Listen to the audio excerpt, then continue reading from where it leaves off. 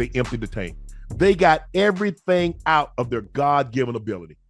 There is nothing. When LeBron probably just going to be in the middle of a game and just pull side the road. Hey, I'm done. Just like, you got a car and then all of a sudden you're not paying attention. That red light come on, you out of gas. And all you can do is just hopefully you're not on the 405 in the middle of the 405 and you can just get on to the side and get on off.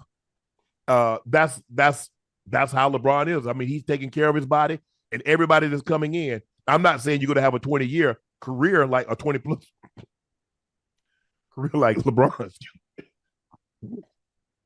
Like LeBron, but it greatly increases your chance if you take care of yourself, if you get your rest, if you train, if you get your shots up, try to get better every year. Because LeBron is not as athletic as he once was, because that's what I tell guys. When athleticism starts to wane, then what are you going to do?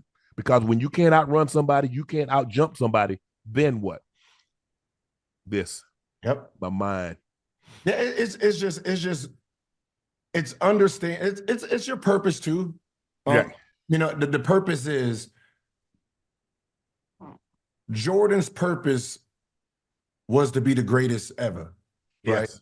So with that being said, that's him getting better into like, okay, this is what I need to bring in. So when he went into the summer, he self-checked himself. He didn't go off the glory of the accolades itself. It was just, he was a hard worker. Yes.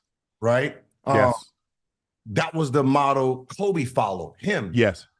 Right? I'm chasing that. I'm not chasing the NBA players here. They're not on my planet. I want that dude. Yeah. Right? Guess who LeBron is looking at? So because they're looking at the same two men, they have to keep going, right? And I tell a lot of players that do not follow someone that's not on the planet. So when you look up, you can see how far so you can keep moving forward. Right. You start looking in real time, this guy's here. No. Look at Michael Jordan. Look at Kareem. Look at these guys that they look like it's impossible to catch them. Right. And when your career's done,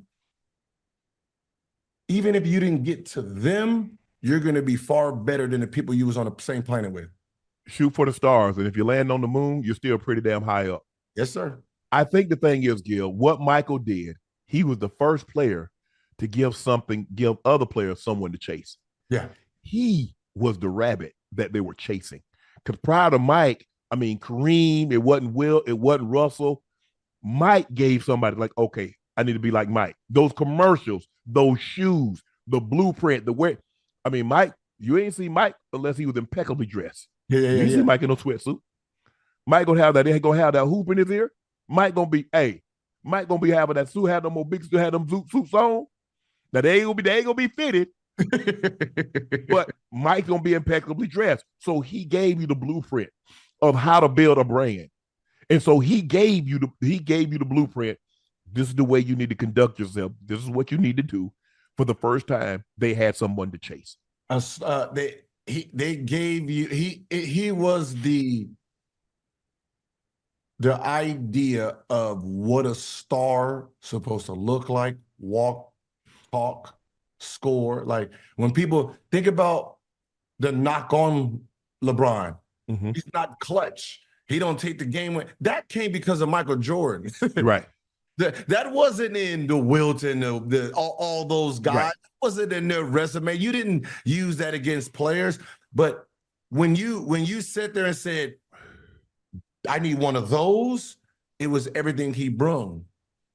But you know what, Gil? LeBron has more game-winning shots than Jordan. Yeah.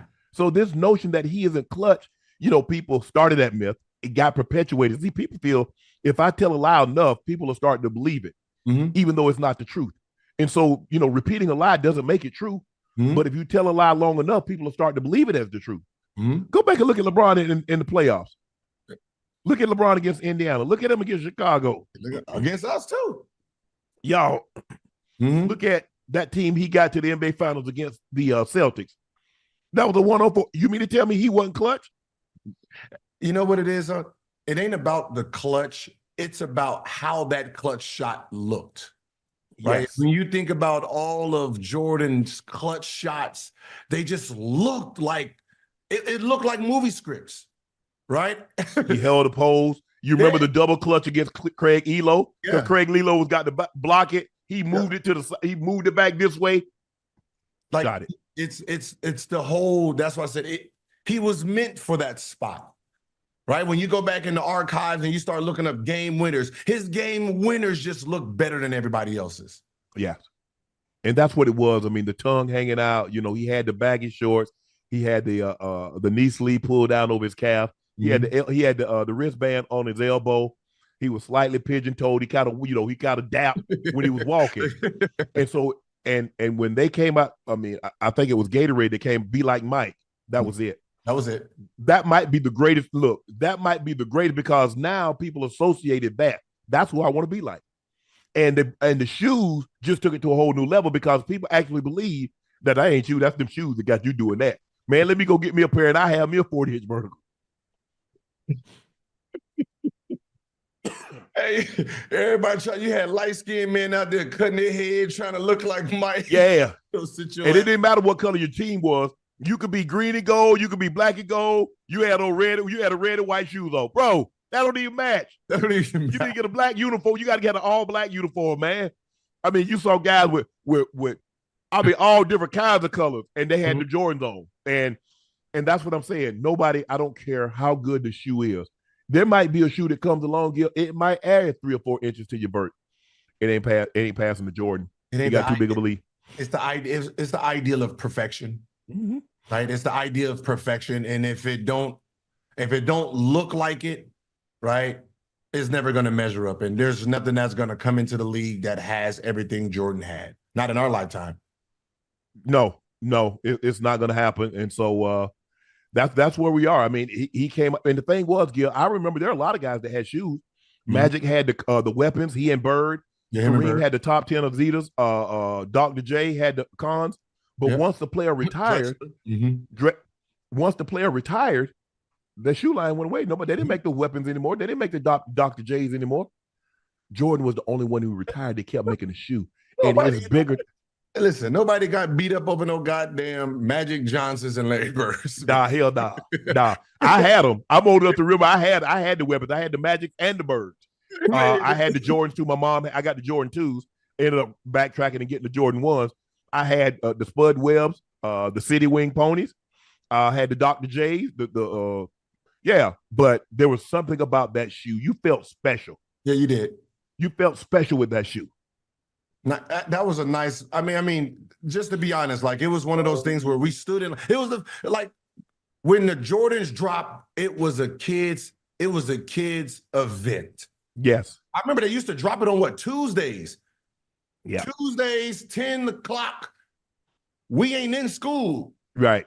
We at the Foot Locker, and as soon as I get in, we running to lunch. Hey, I got them. We did get robbed going back to school.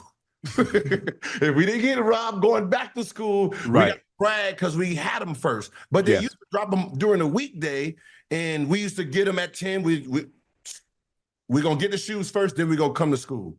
And then they're talking about thing, and then they put them on the weekend. And then, Gil, man, I ain't paying no $100 for no shoes. Don't worry about it. There are a lot of people that will. You won't get a pair. Man, $100, because most of the time the shoes are like $25, $50. He doubled the price. He doubled the price. $100 for a pair of shoes back in the mid-'80s was crazy. But we had never seen anything like it because the shoes were just basically one colorway. So now you got a double or triple colorway: red, black, and white. Yeah, red, the red, the black and the red. So that changed the game. And Nike knew it. Don't worry about the fine. David Stern said, "We're gonna fine you $5,000." Nike said, "Don't worry about it. We got that." 1,000. They was fining them $5,000, but the publicity that they were getting for that. Where else are you going to get that kind of attention, that kind of eyeballs? Because that's what advertisers want to see. Well, who's looking at it? How many impressions is he getting? Well, that shoe got millions and millions of impressions even before we knew what impressions were. But they knew what that Jordan shoe was, and it hadn't looked back.